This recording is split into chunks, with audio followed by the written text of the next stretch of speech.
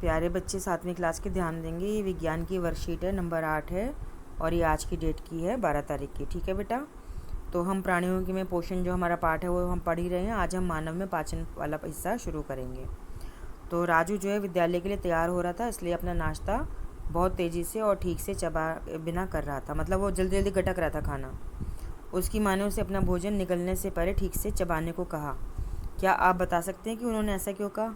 हाँ भाई, अगर हम जल्दी जल्दी खाना खाएंगे, मोटा मोटा गस्सा खा लेंगे तो गले में अटक जाएगा, हमें खांसी आएगी, हमें उल्टी हो जाएगी और हमारे पेट में दर्द हो जाएगा, है ना। तो बेटा आगे पढ़ेंगे कि भोजन का अंतर्ग्रहण मुख द्वारा होता है। भोजन को शरीर के अंदर लेने की क्रिया को अंतर्ग्रहण कहते हैं। तो ध्यान देंगे बेटा, दोबारा से मैं आपको बता रही हूँ कि भोजन को शरीर के अंदर लेना। तो इसमें शब्द आया पहला, भोजन का अंतर्ग्रहण मुख द्वारा होता है। तो इसका मतलब क्या है कि अंतर्ग्रहण क्या हुआ? भोजन को शरीर के अंदर लेने की क्रिया को अंतर्ग्रहण कहते हैं। मतलब मुंह से आप खाना खाते हो ना, तो उसको विज्ञान की भाषा में अंतर्ग्रहण कहते हैं। ठीक है, तो अब हम आगे पढ़ते हैं कि भोजन दांतों की मदद से छोटे छोटे टुकड़ों में पीस दिया जाता है। यह भोजन के पाचन एवं आसान अंतर्ग्रहण में मदद करता है। हमारे दांतों की आकृति भिन्न भिन्न है तथा उसके कार्य भी भिन्न भिन्न है। तो कह रहे हैं कि भोजन को हम जब मुंह से अंदर लेते हैं, शरीर के अंदर लेते हैं, पेट में लेते हैं, तो अंतर्ग्रहण हो गया। तो उस भोजन को हम अपना गले से गटकने के लिए क्या करते हैं? तरह तरह के दांतों से चबाते हैं। तो हमारे शरीर के अंदर 4 प्रकार के दांत होते हैं। कृंतक, जो कर्तन एवं दंशन करने वाला दांत होता है, काटने के काम आता है। रदनक, चीरने फाड़ने वाले दांत होते हैं, चीरने फाड़ने का काम आता है। अग्र चवर्णक जो है चबाने और पीसने के काम आता है, और चवर्णक भी चबाने और पीसने वाले दांत होते हैं। तो कृंतक बिल्कुल सामने वाले दांत हैं जिससे आप आइसक्रीम काटते हो। ठीक है, रदनक वो दांत है जिससे आप गाजर काटते हो, साइड में होते हैं ना नुकीले वाले। और जो पीछे दांत होते हैं चपटे चपटे बड़े बड़े, वो अग्र चवर्ण, जिसको हम दाढ़ कह देते हैं, उसको हम अग्र चवर्णक और चवर्णक 2 प्रकार के होते हैं। तो ये हमारा भोजन को चबाने और पीसने के काम आते हैं। तो हमें दांतों की देखभाल करनी चाहिए। हाँ, करनी चाहिए, एक अच्छी आदत है कि खाने के बाद भी यदि हम दांत और मुंह नहीं साफ़ करेंगे तो मुख में अनेक हानिकारक जीवाणु वृद्धि करने लगते हैं, और ये जीवाणु दांतों के फंसे हुए भोजन को में जो शर्करा होती है, चीनी होती है, उसको तोड़कर, विघटन मतलब तोड़कर अम्ल बनाते हैं। तो बेटा अम्ल जो है हमारे दांतों को ख़राब कर देता है, हम कहते हैं दांत में कीड़े लग गए। तो यह अम्ल धीरे धीरे दांतों को नुकसान पहुंचाते हैं, इसे दंत क्षय कहते हैं। तो दंत क्षय का क्या मतलब हो गया? दांतों का खराब होना, जिसको हम कहते हैं ना कीड़ा लग गया, है ना। तो क्योंकि वो कीड़े जीवाणु होते हैं, हमें दिखते तो है नहीं, वैसे तो सही बात है, लेकिन वो दिखते नहीं है ना, तो छुपे हुए रहते हैं वो। इसलिए हमें दांतों को प्रतिदिन हमें कम से कम 2 बार दांतुन से या ब्रश से साफ़ करना चाहिए, और कुछ भी खाने के बाद तुरंत बाद हमें कुल्ला करना चाहिए।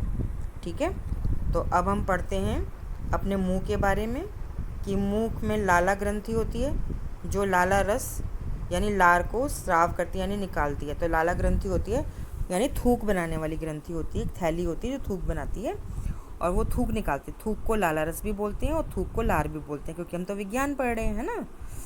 तो फिर आगे हम देखते हैं कि लाला रस क्या करता है? भोजन में उपस्थित मंड को, यानी आलू, चावल, आटा जो हम खाते हैं, उसको शर्करा में यानी मीठी चीनी में बदल देता है।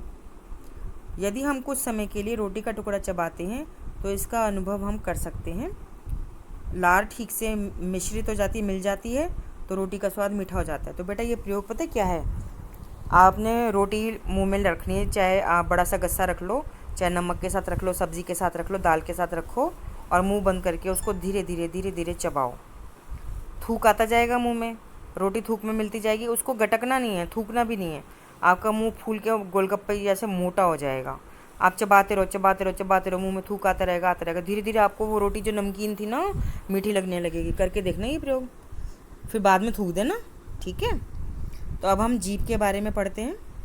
जीभ क्या कहती है कि जीभ एक मांस की पेशी अंग होता है जो पीछे की ओर मुख गुहिका में अंदर जुड़ा होता है। देखेंगे, दोबारा से निशान लगाती हूँ मैं जीभ के बारे में।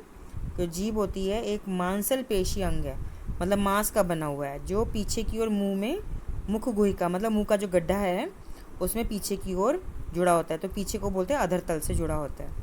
इस पर स्वाद की कलिकाएं होती हैं जो भोजन के विभिन्न स्वादों का पता लगाती हैं।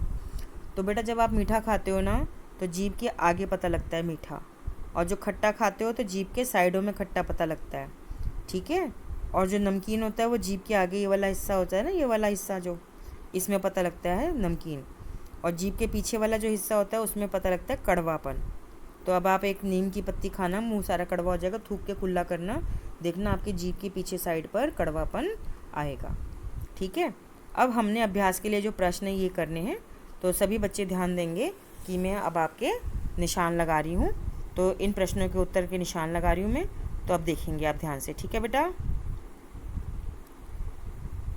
हाँ, तो सबसे पहला प्रश्न है, प्रश्न 1, भोजन करते समय हमें इसे ठीक से क्यों चबाना चाहिए।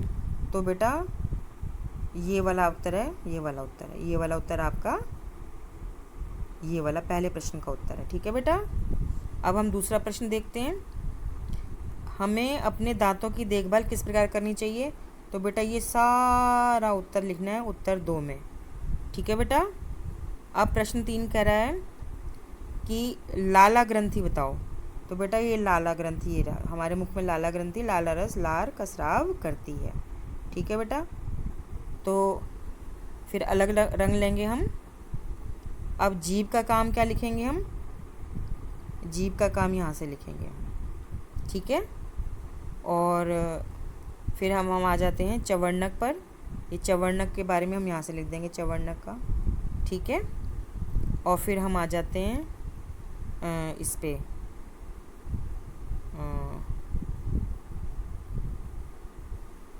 ये है तीसरा लार।